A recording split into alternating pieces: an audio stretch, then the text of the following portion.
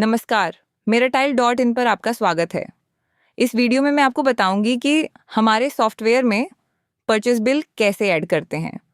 Purchase bill add करने के लिए सबसे पहले आपको परचेस बटन पर क्लिक करना है। जैसे ही आप परचेस पे क्लिक करते हैं, आप यहाँ पर ऐड न्यू परचेस बटन देख सकते हैं। अब ऐड न्यू परचेस पर क्लिक करें। क्लिक करते ही आपके सामने इस तरह का फॉर्म खुल जाएगा। सबसे पहले आपको जिस कंपनी से मटेरियल खरीदा है, उस कंपनी का नाम एंटर करना है। मान लीजिए मैंने 2 कंपनियों से मटेरियल खरीदा है, RS tiles and TRS tiles. आप चाहें तो एक ही कंपनी का बिल भी ऐड कर सकते हैं। अब कंपनी का नाम एंटर करने के बाद आपको आइटम्स ऐड करने होते हैं। जैसे ही मैं ऐड आइटम्स पर क्लिक करती हूँ, आइटम ऐड करने के लिए एक टेबल खुल जाएगी। यहाँ पर सबसे पहले आपको साइज सेलेक्ट करना है।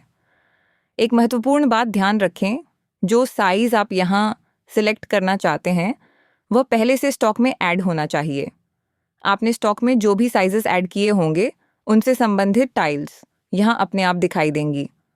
अन्य साइजेस आप सिलेक्ट नहीं कर पाएंगे। अब मान लीजिए TRS टाइल्स से मुझे बाथरूम फ्लोरिंग का मटेरियल मिला है। मैं साइज़ में बाथरूम फ्लोरिंग चुनती हूँ। फिर मटेरियल नेम में लिखती हूँ बाथरूम फ्लोरिंग एग। मान लीजिए इसके 100 बॉक्सेस आए हैं। अब मैं एक और आइटम ऐड करती हूँ। फिर से बाथरूम फ्लोरिंग चुनती हूँ और मटेरियल नेम में बाथरूम फ्लोरिंग 2 लिखती हूँ। मान लीजिए इसके 150 बॉक्सेस आए हैं। यहाँ पर एक और महत्वपूर्ण बात ध्यान रखें, यदि अनलोडिंग के समय कुछ बॉक्सेस डैमेज हो गए हों तो उन डैमेज्ड बॉक्सेस को स्टॉक में ऐड नहीं करना है। केवल सही और सही स्थिति वाले बॉक्सेस की संख्या ही दर्ज करें। इसी प्रकार आप और भी आइटम्स ऐड कर सकते हैं। अब मैं दूसरी कंपनी RS टाइल्स का मटेरियल ऐड करती हूँ। मान लीजिए मैंने RS टाइल्स से 2x4 मटेरियल खरीदा है। मैं साइज़ में 2x4 2 पीस चुनती हूँ। अब मैं नया मटेरियल ऐड करती हूँ, फ्लोरिंग 0 1। मान लीजिए इसके 200 बॉक्सेस आए हैं। अब मैं एक और आइटम ऐड करके दिखाती हूँ। यदि कोई मटेरियल पहले से स्टॉक में सेव है तो उसका नाम ग्रीन कलर में दिखाई देगा, और यदि वह मटेरियल अभी तक स्टॉक में सेव नहीं है तो उसका नाम रेड कलर में दिखाई देगा। इसी तरह आप RS टाइल्स के भी कई आइटम्स ऐड कर सकते हैं। उदाहरण के लिए मैंने RS टाइल्स के लगभग 10 आइटम्स ऐड कर दिए हैं। इस प्रकार आप एक ही परचेज बिल में अलग अलग कंपनियों के कई आइटम्स आसानी से ऐड कर सकते हैं। इस तरह से डेटा ऐड करने के बाद जैसे ही आप सेव परचेज बटन पर क्लिक करेंगे, ये पूरा परचेज डेटा सेव हो जाएगा। लेकिन सेव परचेज पे क्लिक करने से पहले आइए एक बार स्टॉक में जाकर देखते हैं।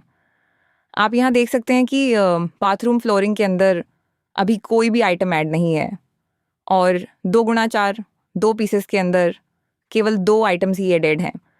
अब मैं वापस परचेस पेज पे आती हूँ। अब बात करते हैं पेमेंट डिटेल्स की।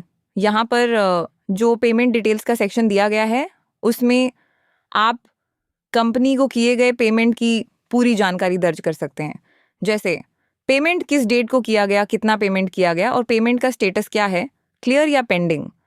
इससे आपके पास कंपनी के पेमेंट का पूरा रिकॉर्ड सुरक्षित रहता है। मान लीजिए भविष्य में कंपनी कहती है कि पेमेंट क्लियर नहीं हुआ है तो आप ये परचेस बिल खोल सकते हैं और उसमें दर्ज पेमेंट डेट और अमाउंट देखकर आसानी से बता सकते हैं कि आपने किस तारीख को कितना पेमेंट किया था।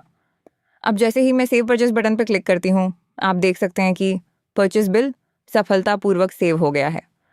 अब दोबारा स्टॉक खोलकर देखते हैं। यहाँ पर बाथरूम फ्लोरिंग के अंदर लगभग 10 आइटम्स ऐड हो चुके हैं और 2x4 2 पीसेस के अंदर भी अतिरिक्त 10 आइटम्स ऐड हो चुके हैं। इस प्रकार आप परचेस बिल का पूरा डेटा आसानी से ऐड कर सकते हैं और स्टॉक अपने आप अपडेट हो जाता है। इस तरह मेरा टाइल सॉफ्टवेयर में परचेज, स्टॉक और पेमेंट तीनों का पूरा रिकॉर्ड सुरक्षित रहता है। धन्यवाद। अधिक जानकारी के लिए कृपया नीचे दिए गए नंबर पर संपर्क करें।